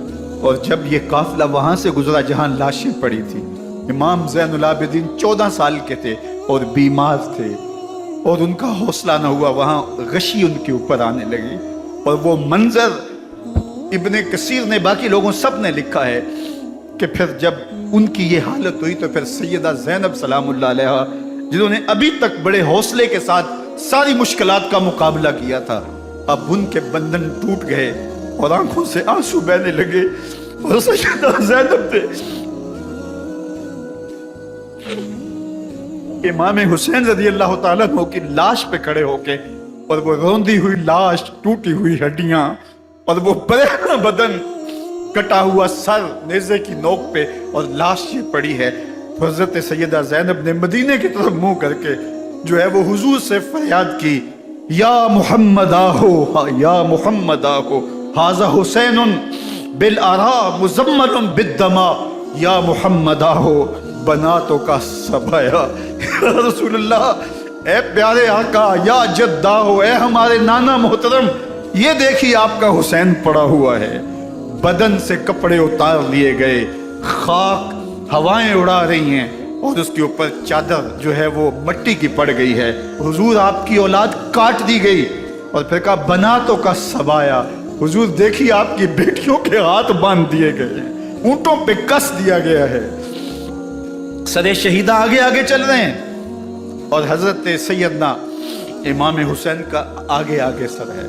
रास्ते के अंदर एक जगह आई, रात गुजरी और इनको उतारा गया। रात का मौका था, एक खातून आई और उसने कोई खाना पेश किया इनको और कहा कि मैं किसी ज़माने में हज़रत सैयदा फ़ातिमा तो ज़हरा की नौकरी किया करती थी, उनकी लौंडी थी, उनकी कनीज़ थी, और आज मुझे पता चला कि आप लोग गुजर रहे हैं, तो मैंने कहा कि मैं अपनी मखदूमा के ख़ानदान की खिदमत करूं।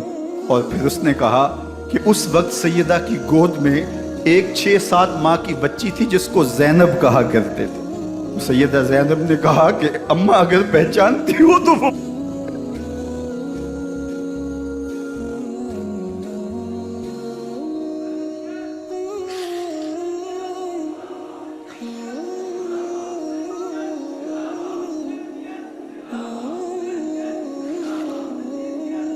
ये ताराज और लुटा हुआ कारवां फिर वहां से कूफे में कैसे पहुंचा, और कूफे के अंदर सैयदा ज़ैनब सलामुल्लाह अलैहा ने वो यजीद के दरबार में, इब्न ज़ियाद के दरबार में वो जुर्रत आमेज़ जो बातें कहीं, अल्लाह अकबर, ज़ैनब की ज़ुबान में अली की खिताबत बोल रही थी और फिर दुश्मन और दोस्त सारे रोने लगे और वो क्या दिल गदास मंजर थे। और फिर ये सरों का काफिला और सादात किराम का मुश्कें कसी हुई हैं और ऊँटों पे बांधे हुए इनको वहाँ से फिर कादसिया और कादसिया से फिर दिमश्क यजीद के दरबार में पहुँचाया गया। और वहाँ से ये लुटे हुए खानमा बर्बाद ताराज लोग मदीनातुल मुनव्वरा में कैसे पहुँचे और अहले मदीना ने कैसे इस्तकबाल किया, और वो मंजर कितना दिलगुदास था जब अहले मदीना ज़ैनब से पूछते थे ज़ैनब हुसैन कहाँ है।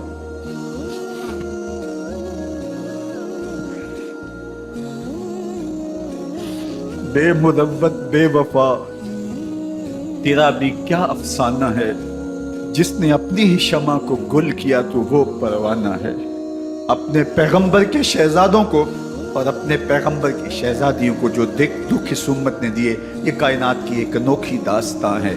अल्लाह हमें उसवाए शब्बीरी पे अमल की तौफीक अता करे और उनके नकूश पाक की बरकतें दे। अहले बैत की मोहब्बत हमारी रूहों में जज्ब कर दे और जिस अजीमत के साथ, जिस हौसले के साथ उन्होंने दुखों को झीला, जो दहकती आग के शोलों पे सोया वो हुसैन, जो जवां बेटे की मैयत पर न रोया वो हुसैन, जिसने सब कुछ खो के कुछ न खोया वो हुसैन, मर्तबा इस्लाम का जिसने दोबाला कर दिया, खून ने जिसके दो आलम में उजाला कर दिया, जो कि सोजे गम को सांचे में खुशी के ढाल के मुस्कराया मौत की आंखों में आंखें डाल के।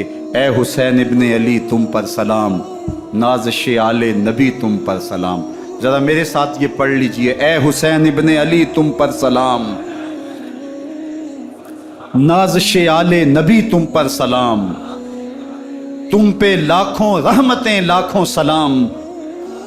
ए शहीदाने मोहब्बत के इमाम, लाला गूं लाला बदन लाला कफन, ए चमन अंदर चमन, जिंदगी ही जिंदगी तेरी हयात, اے حیات اندر حیات، افتخار ملت بیضا ہے تو، رب کعبہ کی قسم یکتا ہے تو، فخر کا دل میں دریچہ باز کرنا چاہیے، جن کا تو آقا ہے ان کو ناز کرنا چاہیے۔ وآخر دعوانا ان الحمدللہ۔ 10 محرم الحرام کو کربلا کا واقعہ رونما ہوا تو اس موسم میں اطراف و اکناف عالم میں اس حوالے سے بات ہوتی ہے، ذکر کیا جاتا ہے۔ اہل محبت حضرت امام حسین رضی اللہ تعالی عنہ کے حضور خراج عقیدت اور خراج محبت پیش کرتے ہیں۔ یہ حق و باطل کا معرکہ تھا، جھوٹ اور سچ کا مقابلہ تھا، ظلم اور عدل کا ٹکراؤ تھا، خیر اور شر کی لڑائی تھی، دو نظریات کا تصادم تھا۔ ایک طرف امام حسین رضی اللہ تعالی عنہ اور ان کے 72 جانثار تھے، اور دوسری طرف یزید اپنی تمام تر قوت کے ساتھ موجود تھا۔ حضرت امام حسین رضی اللہ تعالی عنہ سے مسلسل آخری وقت تک بیعت کا اثرار رہا، اور آپ آخری سانس تک یزید کی بیعت سے انکار کرتے رہے۔ حضرت امام حسین رضی اللہ تعالیٰ عنہ لڑائی کے لیے نہیں آئے تھے، ورنہ خواتین اور بچے ساتھ لانے کا کوئی مقصد نہیں تھا۔ آلات حرب و ضرب بھی نہیں تھے۔ عرب جو اپنے ساتھ سفر پہ معمول کی تلواریں اور اسلحہ جات رکھتے ہیں وہی تھے، اور آپ کو پیشکش بھی کی گئی۔ ترماح بن عدی بن حاتم نے، یہ حاتم تائی کا پوتا تھا، کہا کہ آپ میرے ساتھ ہمارے علاقے میں چلے جائیں۔ جب مختلف بادشاہوں نے عرب پر قبضہ کیا تو ہمارے قبائلی علاقے اس وقت بھی ان سے محفوظ رہے۔ ہم آزاد قبائل ہیں، میں چند دنوں میں آپ کی پشت پر 30,000 کا لشکر کھڑا کر دوں گا جو جانثار ہوگا۔ لیکن حضرت امام حسین رضی اللہ تعالیٰ عنہ نے ترماح بن عدی کی اس پیشکش کو قبول نہیں کیا اور آگے بڑھے۔ دشت نینوا میں، جسے دشت کربلا بھی کہتے ہیں، حر بن یزید ریاحی 500 سواروں کو ساتھ لے کر کے حضرت امام حسین کو محصور کر دیتا ہے، اور پھر یزید کا لشکر وہاں جمع ہونا شروع ہو جاتا ہے۔ 22,000 یا 30,000 کا لشکر امام حسین رضی اللہ تعالی عنہ کے اطراف میں لگا دیا گیا۔ 3 دن تک اس خانوادے کے لیے پانی بند کر دیا گیا۔ پانی کے بغیر تو انسان کی زندگی معطل ہو جاتی ہے، اور 3 دن کی مسلسل پیاس، اور پیاس میں بلکتے 6 ماہ کے بچے، خواتین اور بوڑھے۔ لیکن عزیمت کی راہوں کے یہ مسافر کسی صورت بھی یزید سے بیعت کرنے پہ آمادہ نہ ہوئے۔ یہ ایک ہیلا تھا کہ پانی بند کریں گے، بچے بلکیں گے، خواتین بے چین ہو جائیں گی تو یہ مجبور کر دیے جائیں گے۔ لیکن کہا تم جو کرنا ہے کرو۔ یہ بات طے شدہ ہے کہ ہم یزید سے بیعت نہیں کریں۔ پھر 3 ماہ پانی بند کرنے کے بعد حضرت امام حسین رضی اللہ تعالیٰ عنہ اور ان کے خاندان کو جس طرح ذبح کیا گیا، یہ ایک دردناک کہانی ہے۔ 72 افراد کربلا میں شہید کر دیے گئے۔ اہل حق کا یہ قافلہ بھوک اور پیاس سے نڈھال تھا، لیکن عزیمت کی راہوں کا یہ مسافر سرنگوں نہیں ہوا اور یزید کے ہاتھ پہ بیعت نہیں کی۔ امام حسین رضی اللہ تعالی عنہ، آپ کے بیٹے، بھائی بتیجے، بھانجے، آیان و انصار، محبین شہید کر دیے گئے۔ 70 لوگ آپ سے پہلے شہید کیے گئے، پھر امام حسین رضی اللہ تعالی عنہ شہید کر دیے گئے۔ سوید نامی ایک زخمی، وہ چھری لے کر کے حملہ آور ہوئے اور وہ بھی شہید کر دیے گئے۔ یہ کربلا کے آخری شہید تھے جو حضرت امام حسین کے بعد شہید ہوئے۔ لیکن ان کی خون آشام تلواروں کی ابھی پیاس نہیں بجھی، اور ان کی آتش غیظ و غضب ابھی ٹھنڈی نہیں ہوئی۔ شمز الجوشن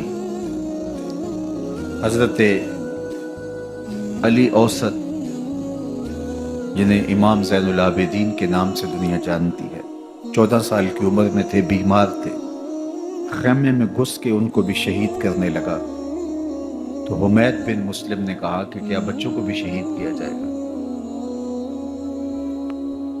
تو وہ رک گیا۔ عمر بن سعد کے حکم نامے سے مقدس لاشوں پر گھوڑے دوڑائے گئے، حتیٰ کہ ان کی ہڈیاں چور چور ہو گئی اور شہیدوں کے سر نیزوں پہ چڑھا دیے گئے۔ حسین ابن علی اور ان کے آیان و انصار کاٹ دیے گئے۔ فتح کے نعرے بجے، جشن منائے گئے، اور یہ قافلہ کربلا سے کوفے کی جانب روانہ ہوا۔ شہیدوں کے سر نیزوں پہ آگے آگے چل رہے ہیں، اور اونٹوں کے اوپر حضور کی بیٹیاں، حضور کی شہزادیاں اور حضرت امام زین العابدین کو باندھا گیا ہے، اور یہ تقدس مآب قافلہ کوفے پہنچتا ہے۔ ابن زیاد بہت خوش تھا کہ جیسے اس نے کوئی بہت بڑا کام کر لیا ہو۔ نواسہ رسول کا سر ایک تشت میں رکھا اس کے سامنے تھا، اور وہ چھڑی سے آپ کے ہونٹوں اور آپ کے دانتوں پر ضرب لگاتا۔ حضرت زید بن ارقم رضی اللہ تعالی عنہ صحابی رسول اس مجلس میں موجود تھے، وہ کھڑے ہو گئے۔ غصے سے ان کا بدن کانپ رہا تھا، اور آپ نے کہا، ظالم، چھڑی کو یہاں سے ہٹا لے، میں نے خود ان آنکھوں سے رسول اللہ کو یہ ہونٹ چومتے ہوئے دیکھا ہے۔ ابن زیاد غصے میں بپھرا ہوا بولا، اگر تو بوڑھا نہ ہوتا تو میں تیری گردن اڑا دیتا۔ حضرت زید بن ارقم روتے ہوئے دربار سے باہر نکلے، اور ساتھ اہل کوفہ کو مخاطب کر کے کہا کہ اہل کوفہ، تم نے حسین ابن علی کو شہید کر دیا اور ابن مرجانہ کے غلام بن گئے۔ حضرت زینب سلام اللہ علیہا ایک کونے میں بیٹھی تھی، پرانے کپڑوں میں ملبوس۔ ایک وہ وقت بھی تھا کہ سیدہ زینب سلام اللہ علیہا جب کوفے میں آئیں،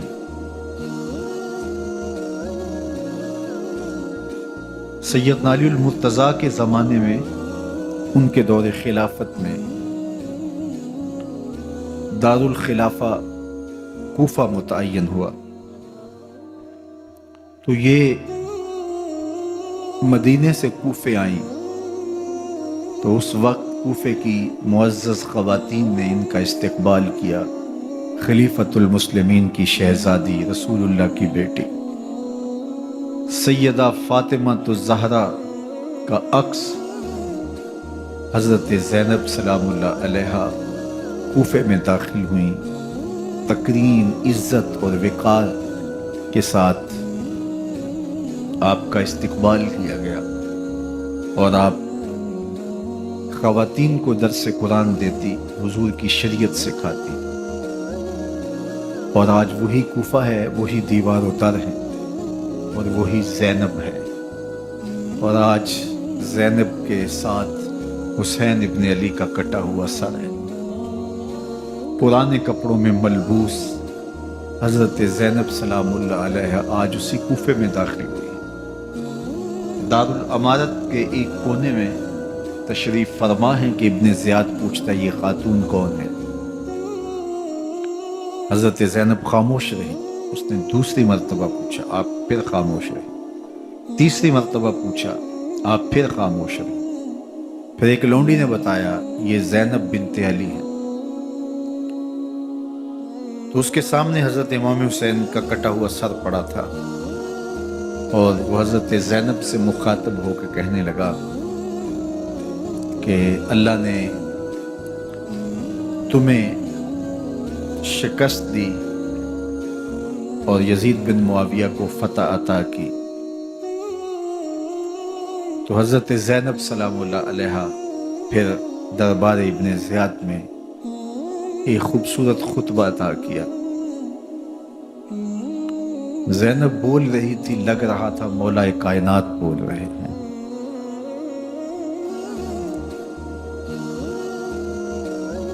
یہ خطبہ بامر مجبوری تھا، ابن زیاد کی خرافات کا جواب تھا۔ تو ابن زیاد سے اس کا جواب تو نہ بن پڑا، لیکن کہنے لگا کہ بڑی مکفہ اور مسجع گفتگو کی، تمہارا باپ علی بھی بہت اچھا شاعر تھا۔ تو سیدہ زینب سلام اللہ علیہ نے فرمایا ہمیں مکفہ gفتگو سے کیا غرض، یہ تو ایک حقیقت ہے جو ہم نے بیان کی۔ تو حضرت علی اوسط امام زین العابدین بھی پاس تھے، تو دیکھ کر کے کہنے لگا کہ یہ لڑکا کون ہے؟ فرمایا میں علی بن حسین ہوں۔ تو کہا کہ انہیں تو قتل کر دیا گیا۔ کہا وہ میرے بھائی تھے اور ان کا نام بھی علی تھا، میرا نام بھی علی ہے۔ تو اس نے کہا کہ اس لڑکے کو لے جاؤ اور قتل کر دو۔ حضرت زینب علی اوسط امام زین العابدین کے ساتھ چمٹ گئی اور کہا کہ اگر تم اسے قتل کرو گے تو اس کے ساتھ مجھے بھی قتل کرنا ہوگا۔ تو ابن زیاد کہنے لگا کہ یہ عورت سچ کہتی ہے، واقعی اس کے جذبات یہی ہیں۔ اور الصلاۃ جامعہ کی پکار کے ساتھ مسجد کوفہ میں آ گیا۔ کوفے کے لوگ سارے ابن زیاد کے سامنے تھے۔ امام حسین کا کٹا ہوا سر ابن زیاد کے سامنے تھا اور اس نے کہا کہ اللہ نے یزید بن معاویہ کو فتح دی اور کذاب ابن کذاب معاذ اللہ حسین ابن علی کو شکست دی۔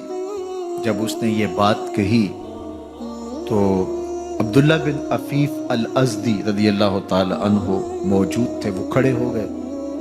غصے سے ان کا بدن کانپ رہا تھا اور آپ نے پوری ہمت کے ساتھ ابن زیاد کو جواب دیتے ہوئے کہا، ظالم، حسین سچا، حسین کا باپ بھی سچا، تو جھوٹا، تیرا باپ بھی جھوٹا، جس نے تجھے امیر بنایا وہ بھی جھوٹا۔ تو ابن زیاد نے جب اپنے بارے عبداللہ بن عفیف سے یہ بات سنی تو اس نے حکم دیا کہ ان کا سر کاٹ دیا جائے، اور پھر حضرت عبداللہ ابن عفیف رضی اللہ تعالی عنہ کو شہید کیا گیا اور ان کی لاش کو سولی چڑھا دیا گیا۔ حق کی راہ کے یہ مسافر اپنی جان کس طرح راہ خدا میں سپرد کر رہے تھے۔ اہل کوفہ سہمے ہوئے، ڈرے ہوئے ابن زیاد کے دربار میں بیٹھے تھے اور امام حسین رضی اللہ تعالی عنہ کے قتل کا، ان کی شہادت کا انہیں دکھ تو تھا، لیکن ان کے اندر ہمت، طاقت اور توانائی نہیں تھی۔ ان کی تلواریں یزید کے ساتھ رہی اور دل امام حسین رضی اللہ تعالی عنہ کے ساتھ رکھنے کی بات کرتے تھے۔ پھر یہ قافلہ کوفہ سے چلتے چلتے دمشق کی جانب عازم سفر ہوا۔ ایک اونٹ پہ تین لوگوں کو سوار کیا گیا تھا۔ امام زین العابدین کو سوار بھی کیا گیا اور بدن پر زنجیریں بھی باندھی گئیں، جکڑ کر کے سواری پہ بٹھایا گیا۔ اللہ اکبر! جہاں جہاں سے یہ لوگ گزرتے، لوگوں کو ان کی حالت پہ رحم آتا۔ بہت سارے لوگ نہیں جانتے تھے یہ کون ہے۔ عمومی طور پہ راستوں میں یہی بتایا گیا کہ کچھ باغی لوگ ہیں جنہوں نے حکومت سے بغاوت کی، تو ان کے کیفر کردار تک پہنچا دیا گیا۔ راستے میں ایک گرجا گھر آیا اور وہاں یہ لوگ رات رکتے ہیں۔ گرجا گھر کی دیوار پہ لکھا ہوا تھا: اترجو امت قتلت حسینہ شفاعت جدہ یوم الحساب۔ کیا وہ امت جنہوں نے حسین ابن علی کو شہید کیا، قیامت کے دن انہی کے نانے سے شفاعت مانگیں گے؟ کس منہ سے شفاعت طلب کریں گے؟ اسی حسین ابن علی کے نانا سے، جن کے بیٹے کو، جن کے شہزادے کو، نواسے کو ان لوگوں نے شہید کیا۔ جب یہ تقدس مآب قافلہ دمشق پہنچا تو راستے میں ایک شخص قرآن مجید کی تلاوت کر رہا تھا، اپنے مکان کی چھت پہ بیٹھ کے تلاوت کر رہا تھا، اور یہ قافلہ اس طرح سے گزر رہا تھا کہ شہیدوں کے کٹے ہوئے سر نیزوں کی نوک پہ تھے، اور عصمت شیار خواتین اور امام زین العابدین اونٹوں پہ بندھے ہوئے تھے۔ تو پڑھنے والا تلاوت کر رہا تھا کہ کہف اور رقیم یہ ہماری نشانیوں میں سے بڑی عجیب نشانیاں ہیں۔ تو جب وہ پڑھ رہا تھا تو سر حسین سے آواز آئی: یا تالی القرآن، اے قرآن پڑھنے والا، اصحاب کہف سے زیادہ عجیب قتلی و حملی، میرا قتل کرنا اور نیزے کی نوک پہ چڑھایا جانا۔ یہ قافلہ یزید کے دربار میں پہنچتا ہے۔ یزید بہت خوش ہوا اور اس نے حضرت امام زین العابدین رضی اللہ تعالیٰ عنہ سے کہا کہ تمہارے باپ نے میری حکومت کے خلاف بغاوت کی اور وہ اپنے انجام کو پہنچے۔ تو آپ نے جواب میں قرآن مجید کی آیات کی تلاوت کی اور اہل بیت کے مناقب اور فضائل بیان کیے۔ سیدہ زینب سلام اللہ علیہا کا ایک خطبہ اہل بیت کی عظمت، مناقب اور فضائل میں یزید کے دربار میں اپنی انوکھی اور البیلی شان رکھتا ہے۔ یزید پہلے تو خوش ہوا، لیکن جب اس نے لوگوں کے چہرے دیکھے تو وہ پریشان ہو گیا، حتیٰ کہ یزید کے دربار میں ایک عیسائی سفیر آیا ہوا تھا، تو اس نے جب کٹے ہوئے سر دیکھے اور خستہ حال سادات کی شہزادیوں کو دیکھا تو اس نے کہا یہ کون لوگ ہیں؟ تو اسے بتایا گیا۔ اس نے بڑے تعصف کا اظہار کیا، کہا کتنے بد نصیب لوگ ہو، ہمارے پاس حضرت عیسیٰ علیہ السلام کے گدھے کا کھر موجود ہے اور ہم اسے بھی عزت کی جگہ پہ رکھے ہوئے ہیں، اور تم کتنے بدبخت ہو اپنے رسول کے نواسے کو شہید کر دے۔ بے مروت بے وفا تیرا بھی کیا افسانہ ہے، جس نے اپنی ہی شمع کو گل کیا تو وہ پروانہ ہے۔ تو یزید نے جب لوگوں کے تیور دیکھے اور بدلتے ہوئے حالات دیکھے تو اس نے تعصف کا اظہار کیا اور کہا اللہ برا کرے ابن زیاد کا، وہ امام حسین کو میرے تک پہنچنے دیتا تو میں ان سے اچھا معاملہ کر دیتا۔ کچھ لوگ اس سے یزید کو بری الذمہ قرار دینے کی کوشش کرتے ہیں، لیکن یزید کے اپنے حکم سے سب کچھ ہوا۔ ابن اسیر نے لکھا ہے کہ جب یزید مرا تو ابن زیاد دمشق آ رہا تھا، اس کے ساتھ مسافر بن شریح بھی تھا، تو اچانک وہ کچھ سوچنے لگا۔ تو مسافر بن شریح نے کہا کہ ابن زیاد میں تمہیں بتاؤں تم کیا سوچ رہے ہو؟ کہا بتاؤ۔ کہا تم یہ سوچ رہے ہو کہ میں نے نواسہ رسول کو شہید کیوں کیا؟ تو کہنے لگا کہ یہ مجھے یزید کا حکم تھا، اور اگر میں نواسہ رسول کو شہید نہ کرتا تو وہ مجھے قتل کر دیتا۔ اور جب مسلم بن عقبہ کو مدینہ المنورہ کی حرمت کو پامال کرنے کے لیے اور حضرت عبداللہ ابن زبیر رضی اللہ تعالیٰ عنہ کی خلافت کے اعلان کے بعد مکہ المکرمہ پر حملے کے لیے جو یزید نے بھیجا، تو اس سے قبل اس نے ابن زیاد کو کہا کہ یہ کام تم کرو، تو ابن زیاد نے جو جواب دیا وہ یہ تھا کہ میں تمہارے کہنے پہ پہلے ہی نواسہ رسول کو شہید کر چکا ہوں، اب نواسہ رسول کو شہید کرنا اور کعبۃ اللہ کی حرمت کو پامال کرنا، یہ دو چیزیں میں جمع نہیں کروں گا۔ اور اس نے بادشاہ کے حکم کا انکار کر دیا۔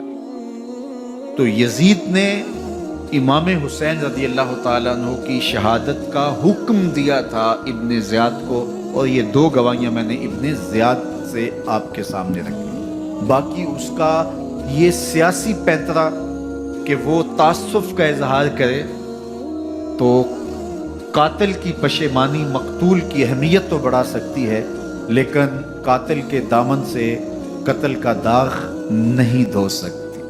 تو حضرت امام حسین رضی اللہ تعالی عنہ کا قتل یزید کو اب نظر آ رہا تھا مجھے بہت مہنگا پڑے گا، آخرت تو برباد ہوئی ہی ہوئی، دنیا بھی میں نے برباد کر لی اور میری حکومت بھی مستحکم نہیں رہ سکے گی۔ تو اب اس نے یہ کہنا شروع کر دیا کہ خدا برا کرے ابن مرجانہ کا کہ وہ راستہ دے دیتا اور امام حسین کو میرے تک پہنچ دیتا۔ حضرت امام زین العابدین سے اب وہ لجاجت کرنے لگا اور کہنے لگا کہ حضرت آپ کچھ ارشاد فرمائیے۔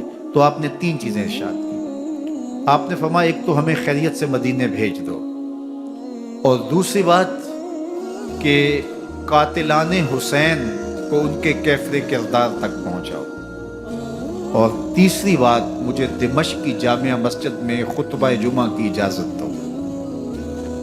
اس نے کہا کہ خطبہ جمعہ کی اجازت بھی دیتا ہوں، آپ کو خیریت سے مدینہ المنورہ بھی روانہ کر دیا جائے گا، لیکن قاتلان حسین کو کیفر کردار تک پہنچانا یہ میرے بس میں نہیں ہے، یہ ممکن نہیں ہے۔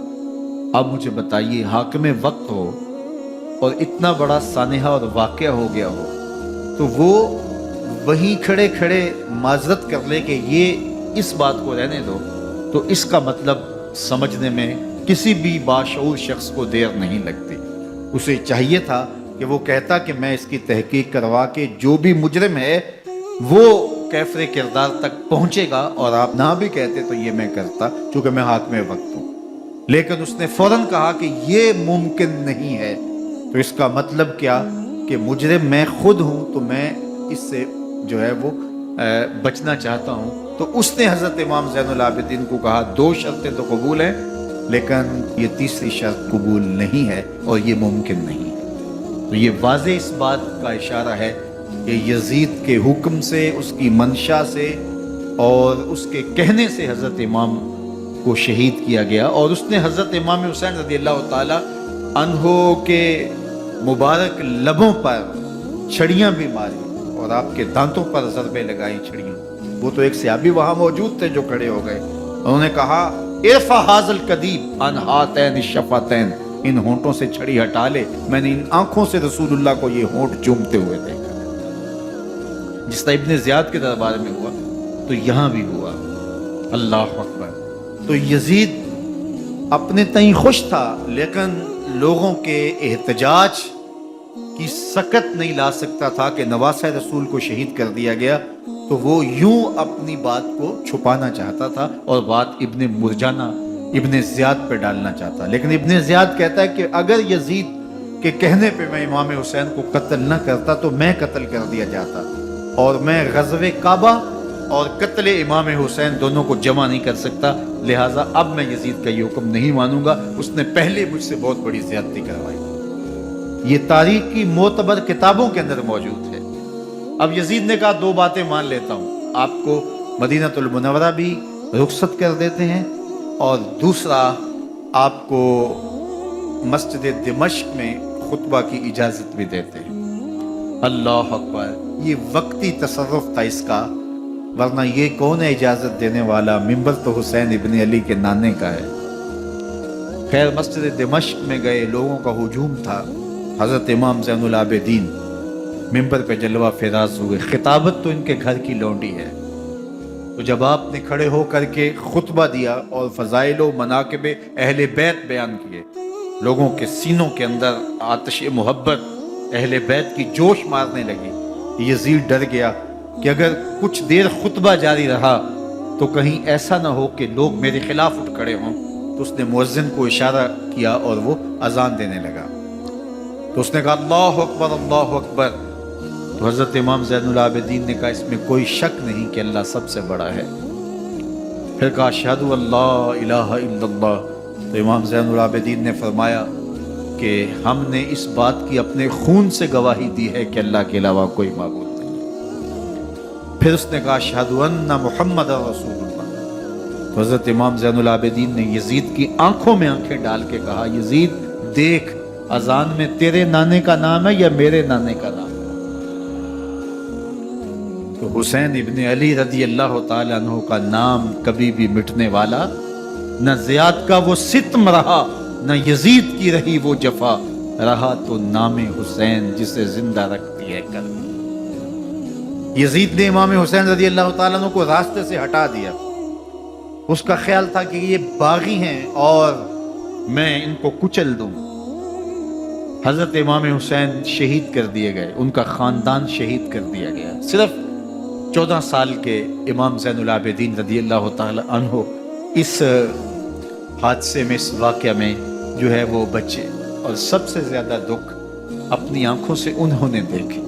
کربلا کا منظر بھی دیکھا، کوفے کا دارالعمارہ بھی دیکھا، اور دمشق کا دربار یزید بھی دیکھا، اور پھر یہاں سے مدینے پہنچ کر اہل مدینہ سے جو سامنا ہوا امام زین العابدین نے وہ لمحے بھی دیکھے۔ کہتے ہیں اس واقعہ کربلا کے بعد حضرت امام زین العابدین کبھی ہنسے نہیں تھے، جب بھی پانی پینے لگتے تو رو پڑتے، انہیں شاید سکینہ کی پیاس یاد آ جاتی۔ امام زین العابدین کا رنگ زرد ہو جاتا جب کربلا کی یاد آتی، اور بسا اوقات شہر سے وحشت ہونے لگتی اور دور باہر نکل جاتے اور جا کر کے وہاں خیمہ گاڑ لیتے اور مہینہ مہینہ وہاں ذکر و فکر اور عبادت میں لگے رہتے۔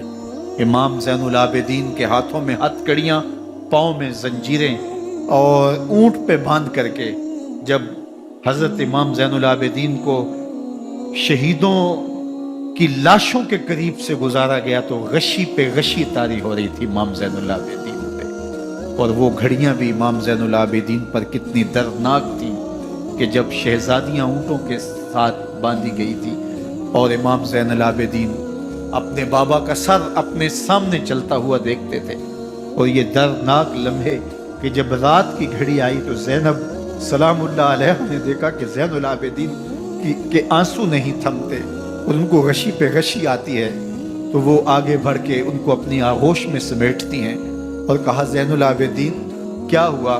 کہا کہ پھپھو جان اگر ہو سکے تو بابا کا سر کچھ دیر کے لیے میری گود میں نہیں آ سکتا ہے۔ وہ وقت بھی امام زین العابدین پہ آتا جب زخم اور درد اور دکھ حد سے تجاوز کرتے ہیں تو زین العابدین مدینہ کی طرف منہ کر لیتے ہیں اور حضور کی بارگاہ میں ہوا کے ہاتھوں پیغام بھیجتے ہیں، ان نلتا یا ریح الصبا یومن الی ارض الحرم بلغ سلامی روزتن فیہا النبی المحترم یا رحمتا للعالمین ادرک لزین العابدین محبوس عید الظالمی فی الموکب والمزدحم۔ امام زین العابدین نے یہ سارا دردناک منظر اپنی آنکھوں سے دیکھا اور یہ سارے دکھ سہے۔ امام زہری کہتے ہیں کہ ولید کے زمانے میں دوبارہ امام زین العابدین کو پکڑ لیا گیا اور ان کے ہاتھوں میں دوبارہ ہتھ کڑیاں اور پاؤں میں بیڑیاں ڈال دی گئی۔ میں ملنے گیا تو جو ہی امام کے ہاتھوں میں ہتھ کڑیاں دیکھی تو میرا دل ڈولنے لگا اور میری آواز گلے میں دب گئی اور آنسو تھے کہ تھمتے نہیں تھے۔ تو امام زین العابدین نے مجھے دیکھا تو مجھے تسلی دیتے ہوئے کہا، زہری کیا ہوا تمہیں؟ تو میں نے کہا، حضرت کربلا میں تھوڑے دکھ دیکھے تھے اور اب یہ حالت مجھ سے دیکھی نہیں جا رہی۔ تو امام زین العابدین نے ان زنجیروں کو اور ان ہتھ کڑیوں کو جن سے آپ جکڑے گئے تھے جھٹکا دیا، لوہے کی زنجیریں ٹوٹ گئیں۔ کہا، زہری ہم اللہ کی تقدیر پہ راضی ہے ورنہ یہ زنجیریں کیا ہوتی ہیں۔ امام زین العابدین کو اللہ نے عزتوں سے نوازا تھا، ہر دور کے حق میں وقت ڈرتے تھے اور ان کی عزت سے حسد کرتے تھے۔ ولید بن عبد الملک بنو امیہ کا بڑا تگڑا حکمران گزرا ہے۔ ایک دن طواف کرتے کرتے حجر اسود کے سامنے آیا اور اس کے دل میں آیا کہ میں حجر اسود کو بوسہ کروں، لیکن رش اتنا تھا کہ آگے بڑھنے کی ہمت نہ ہوئی اور پیچھے ہٹ کے کھڑا ہو گیا کہ رش کم ہوتا ہے تو میں حجر اسود کو چومتا ہوں۔ اتنے میں امام زین العابدین رضی اللہ تعالی عنہ وہ بھی طواف کرتے کرتے حجر اسود کے قریب آئے، ایک لمحے کے لیے توقف کیا، لوگوں نے راستہ چھوڑ دیا۔ امام زین العابدین آگے بڑھے، حجر اسود کو چوما، پھر آگے بڑھ گئے۔ ولید بن عبد الملک کو بڑا غصہ آیا کہ لوگوں نے میرے لیے تو راہیں نہیں چھوڑی اور زین العابدین کے لیے راہیں چھوڑ دی ہیں۔ تو وہ اپنے درباری شاعر کو، فرزدق کو جو اس کے ساتھ کھڑا تھا، اس کو پوچھتا ہے، من ھذا، یہ کون ہے؟ حالانکہ اسے پتا تھا یہ امام زین العابدین۔ بعض اوقات سوال تفہیم کے لیے کیا جاتا ہے، سمجھنے کے لیے کیا جاتا ہے، اور بعض اوقات سوال تحقیر کے لیے کیا جاتا ہے۔ جس طرح کسی شخص کو آپ پسند نہ کرتے ہو اور وہ کوئی کام کرے تو آپ کہتے ہیں یہ کون ہے، یہ کون ہے؟ تو اس نے کہا، من ھذا، یہ کون ہے؟ اب فرزدق شاعر تھا اور درباری شاعر تھا، اسے اچھی طرح پتا تھا کہ من ھذا سے بادشاہ کیا سننا چاہتا ہے، لیکن آج اس کی غیرت ایمانی جاگی۔ بادشاہ نے کہا، من ھذا، یہ کون ہے؟ تو فرزدق نے بادشاہ کی آنکھوں میں آنکھیں ڈال کے کہا، بادشاہ تو نہیں جانتا یہ کون ہے؟ اس کو تو بطحا کے سنگ ریزے بھی جانتے ہیں، اس کو تو زمین والے بھی جانتے ہیں، آسمان کے فرشتے بھی جانتے ہیں۔ یہ فاطمہ کا بیٹا ہے، یہ علی کا شہزادہ ہے، یہ رسول اللہ کا نواسہ ہے۔ تیرا من ھذا کہنا اس معرفہ کو نکرا نہیں کرے گا، یہ کل بھی معرفہ تھا، یہ آج بھی معرفہ۔ کھڑے کھڑے امام زین العابدین کی شان میں ایک طویل قصیدہ لکھ دیا۔ بادشاہ تو اس سے کچھ اور سوچ رہا تھا، الٹ ہو گیا، اس نے ایک فرزدق کو جیل میں ڈال دیا۔ امام زین العابدین کو پتا چلا، آپ نے اشرفیوں کی 2 تھیلیاں خادم کے ہاتھ بھیجی کہ ہماری وجہ سے تمہارے اوپر یہ افتاد پڑی ہے۔ تو اس نے تھیلیاں قبول کی، چوما آنکھوں سے لگائیں اور پھر خادم کے ہاتھ میں دیتے ہوئے کہا، امام کو میرا سلام دے دینا اور کہنا حضرت ساری زندگی نے ٹگوں کے لیے، پیسوں کے لیے، اشرفیوں کے لیے شاعریاں کی ہیں، یہ جو میں نے قصیدہ لکھا ہے آپ کے نانا کی شفاعت کے لیے لکھا، جو دلوں کو فتح کر لے وہی فاتح زمانہ۔ امام حسین کو تو کاٹ دیا گیا نا، اس لیے کاٹ دیا گیا کہ یہ ہماری حکومت سے بغاوت کر رہے ہیں، انہوں نے یہ کہا، بہانہ یہ بنایا، نظم حکومت میں یہ مخل ہو رہے ہیں، لہٰذا انہیں شہید کر دیا گیا۔ نہ صرف انہیں شہید کیا گیا सर काटे गए, नेज़ों की नोक पे चढ़ाए गए, लाशों पे घोड़े दौड़ाए गए।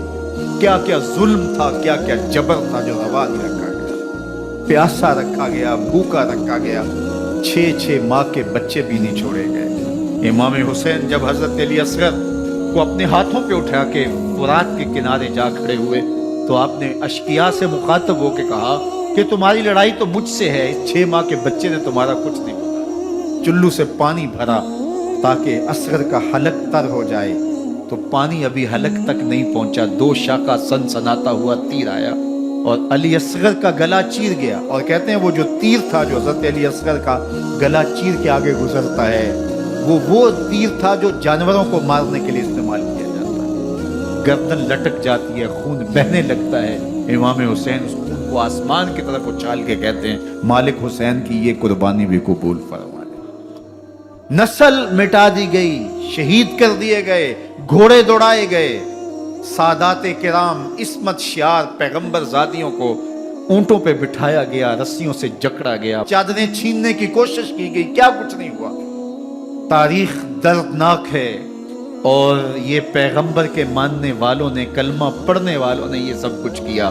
बेमुरव्वत, बेवफा, तेरा भी क्या अफसाना है। जिसने अपनी ही शमा को गुल किया तो वो परवाना है। लेकिन यजीद की दलील ये थी कि ये हुकूमत का नज़म चलता है, इसे चलने दिया जाना चाहिए, इन्होंने क्यों रुकावट डाली है, लिहाजा ये बागी हैं, इनको काट दिया जाए। मैं कहता हूँ इमाम हुसैन को शहीद कर दिया गया, उनके आयान व अंसार को शहीद कर दिया गया, पूरे खानदान को प्यासा रख के ज़बह कर दिया गया, 6 माह के बच्चे भी नहीं छोड़े गए, 80 साल के बूढ़ों को भी शहीद किया गया, खवातीन को ऊंटों पे बिठाया गया और गली गली इस्मत मआब पैगंबर रहमत की शहजादियों को कूफे और दमिश्क के बाजारों के अंदर बनाया गया। तो मुझे बताएं उसके बाद यजीद की हुकूमत ने क्या किया, उनका क्या कारनामा था। कितने मुहद्दिस पैदा हुए, कितने मुफक्किर पैदा हुए, कितने जर्नैल पैदा हुए, कितने सूफी पैदा हुए। कौन था जो उनके तख्त व ताज और उनकी हुकूमत जिसको बचाने के लिए इतना बड़ा हादसा कर दिया और पैगंबर के बेटों को शहीद कर दिया। तो क्या फिर उस हुकूमत ने किया यजीद ने? यजीद का अपना बेटा तख्त पे बैठने के लिए तैयार नहीं था। 6 माह के बाद उसकी लाश घर से निकली, उसने कहा कि ये तख्त जो है वो आले रसूल के खून पे बना है, मैं इस पे नहीं बैठूंगा। और रुस्वा हो गए। और यजीद जिसको जोन था कि मैं इतनी बड़ी सल्तनत का मालिक हूं, इसको बचाना है, उस सल्तनत ने इस्लाम के लिए क्या किया मुझे बताओ। कौन से जर्नैल पैदा किए, कौन से हुक्मरान पैदा किए, उसने कौन से तवाना लोग पैदा किए, कौन से मुहद्दिस, कौन से मुफक्किर, कौन से मुस्लिह पैदा किए। और जिस खानदान को काट दिया गया, सिर्फ एक 14 साल का अली औसत ज़ैनुल आबिदीन बचा। और हुसैन इब्न अली की नस्ल देखो, जाफर सादक किस नस्ल से हैं, बाकिरुल उलूम किस नस्ल से हैं, हजरत गौसे आजम किसके शहजादे हैं, हजरत दाता गंज बख्श अली हजवेरी किसके बेटे हैं, और हजरत मोइनुद्दीन चिश्ती अजमेरी किसके बेटे हैं। आज जमाने को जो भी दिया है हुसैन के बेटों ने दिया। यजीद तख्त बचाकर भी उम्मत को कुछ ना दे सका और इमाम हुसैन ने सब कुछ लुटा के उम्मत को ईमान की बहारें अता कर। आज जहां भी मिंबरों मेहराब की रौनक नजर आ रही है, इसके पीछे हुसैन का कोई बेटा खड़ा हुआ नहीं। अल्लाह अकबर। इस दीन के खाके में रंग ही हुसैन इब्न अली के खून ने भरा है। हुसैन अगर ना शहीद होता तो आज घर घर यजीद होता, इस्लाम की अजमत अया न होती, खुदा के घर में अज़ा न होती। बारे इलाहा नौहा सुनाता फिरता, ता रोज़े जज़ा अश्क बहाता फिरता। इमदाद न करते अगर करबला में हुसैन, इस्लाम तेरा ठोकरें खाता।